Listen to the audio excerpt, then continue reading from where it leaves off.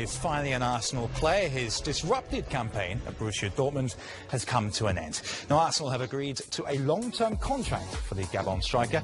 And let's cross over to England, where our reporters are standing by. We'll hear from Matt in just a moment from Manchester. But first, Carrie in London, what's the reaction to this Aubameyang deal? Aaron, I told you last week it was a case of when, not if, Aubameyang would actually finally sign and join Arsenal at the Emirates Stadium. Great relief among Arsenal fans. I thought this would really go down to the absolute depths. So there's great delight, great excitement. He is a record signing for Arsenal. I did talk about, though, last week about the fact they didn't want to go higher than the amount that they paid for Lucas. I'm afraid they had to go higher, just shy of 60 million. If we look at 52.7 for Lucas, the record signing before that was Mesut Ozil at 42.5 million. Big question here in London is a report that he has signed a new 3.5-year deal, which will give him a record salary of 350,000. Why are they giving Mesut Ozil that, and why has he been so significant to the two signings of Mkhitaryan and Aubameyang? Well, I believe he's been influential. He's won 5 out of the last 6 German Player of the Year awards. His regard held in Germany is far, far higher than it is actually here in the Premier League, where of course we know he can go hot and cold sometimes in his terms of performance. So he would have been a massive draw both to Aubameyang and to Mkhitaryan. So no surprise that Arsenal have gone so far as to try and secure a new deal for him. We believe that that's a 3.5-year deal, and Arsenal fans are saying that when that's confirmed, that's as good as signing Aubameyang. Yeah, and this really doesn't conclude this transfer triangle as such yet, involving Chelsea, Arsenal, and of course Roma. What's the latest with Olivier Giroud? Where's his future lie? He is presently at Cobham's, the Chelsea training ground in Cobham, about a 1-hour drive from our studio right here in central London, and he is undergoing and completing his medical as we speak. Michy Batshuayi is in a hospital in Germany. He has completed his medical. He's just awaiting for Giroud to get the final go. Michy Batshuayi has agreed terms, a loan move for just 6 months. What does that tell you about Conte? He said he was happy for Batshuayi to go. Only a 6-month loan agreement, we believe, which more and more adds to the speculation that Conte will be leaving the club in the summer. OK, Carrie, just hold it there for a second, because Riyad Mahrez has certainly been upsetting his players at Leicester City, it would appear, this proposed move to Manchester City.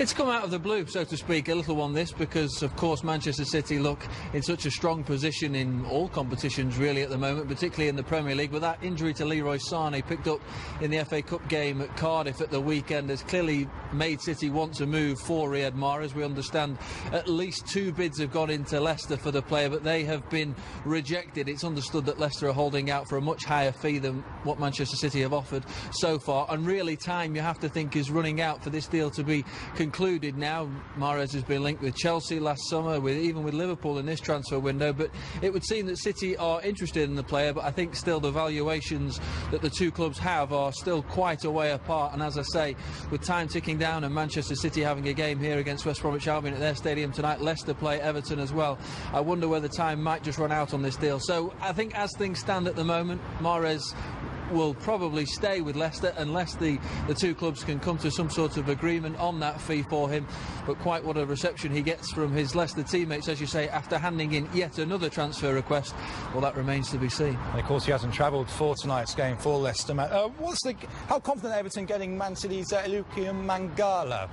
Well, I think the move for City for Aymeric Laporte yesterday freed up the place in the squad almost for Mangala to leave. I don't think he's a player that Pep Guardiola sees in his long-term future, in Manchester City's long-term future. He wasn't a Pep Guardiola signing, so there've been 1 or 2 clubs interested in taking him on a 6-month loan. Newcastle have inquired about him. He went on loan to Valencia last year and they went after him once again. But yeah, it's understood that Everton remain in the box seat. That one's not over the line just yet, but he is on Merseyside at the moment, is Mangala, having talks with Sam Allardyce, who's said here on in local media in the UK that he does expect to do 1 loan deal today, so you'd think that would be Mangala. So yeah, I think a 6-month loan to Goodison Park is the most likely deal, and we expect that to be confirmed sometime later this afternoon.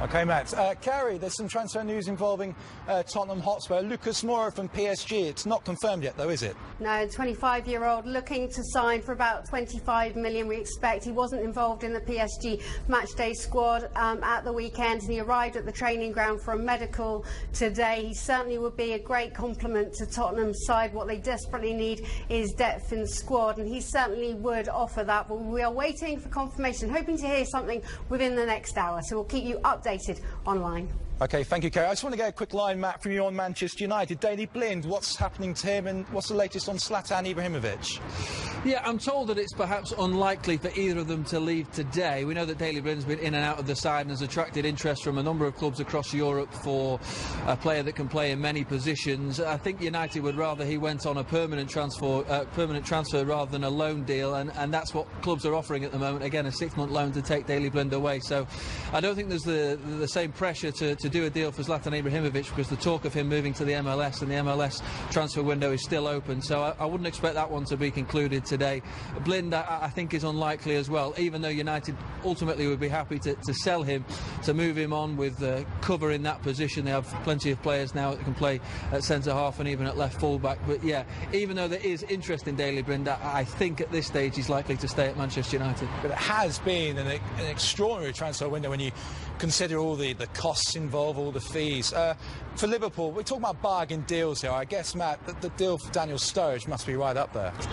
Potentially, it's arguably the deal of the transfer window so far, when you think that West Brom have paid a fairly nominal fee for his services, again on a 6-month loan deal to the end of the season. They have to pick up his wages, which is understood to be about £140,000, £150,000 a week. But if he can score the goals to keep West Brom in the division, that will be money well spent. The potential that Daniel Sturridge has is ultimately to be one of the best strikers in England, one of the best strikers in Europe. I've mentioned it before, but his goals to game ratio is right up there. Clearly the problem he has is staying fit. If Alan Pardew can get the best out of him, if Alan Pardew can keep the player fit, then it will be the best deal of this transfer window if Sturridge goes on, as I say, to score the goals to keep West Brom in the division. And Liverpool may well get the best out of that deal as well, if again Sturridge can have a good 6 months there, can go to the World Cup with England and find his form.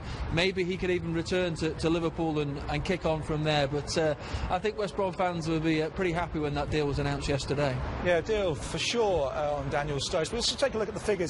We mentioned about the extraordinary fees involved in this transfer window, particularly for Manchester City, where they've really spent a lot of money in this transfer window all across the board. As you see, £55.5 million for goalkeepers, 233 for defenders, midfielders 114, forwards just shy of 15 million. Total spend nearly £500 million. This, I should say, is Pep Guardiola's time throughout his reign at Manchester City, and there's still plenty more to come, one would suspect as well. But we're talking about bargains here.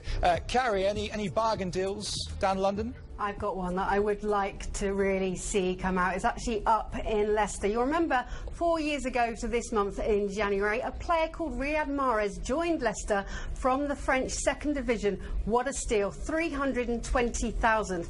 Could Claude Puel have signed a similar player, though, from the French league team, a club based in Corsica? His name, remember it, Fissani Diaby. He was signed for £1.6 million. He's played against Peterborough in his debut. He scored 2 goals and an assist. He really set the journalists on fire there. They're very excited about him. How did Claude Puel find him? When one club owner told me this week, there are no more secrets. Everyone is after exactly the same player. It's a battle to the last. It's one focus. It's blinkers.